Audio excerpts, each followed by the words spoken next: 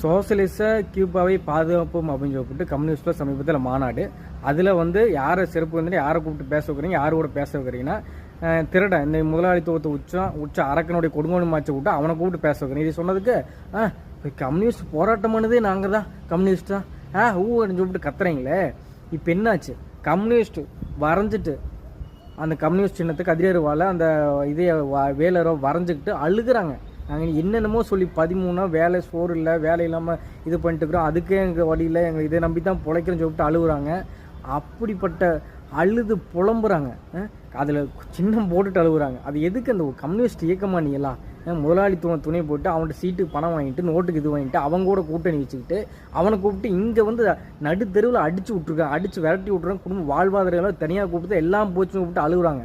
அப்படி இருந்து நீ கியூபாவுக்கு அவனை வச்சு இதில் கோவம் நீங்கெல்லாம் உண்மையான உங்களால தான் கம்யூனிஸ்ட்டு புரட்சி சிகப்பு ரெட் சல்யூட்டு என்னென்னமோ இப்போ எத்தனை ஆயிரம் சித்தாந்தம் இந்த உலகத்துக்கான சித்தாந்தம் எழுதி வச்சு கம்யூனிஸ்ட்டு எல்லாத்தையும் கூட்டு போட்டு அந்த உச்சக்கட்ட முதலாளித்துவத்தை உச்சக்கட்ட எல்லா அறக்கண்ட்டை உச்சக்கட்ட அடியும் அடித்து கொள்ட்டுருக்கா. இதுக்கு தான் இதெல்லாம் நீங்களாம் உண்மையில கம்யூனிஸ்டா?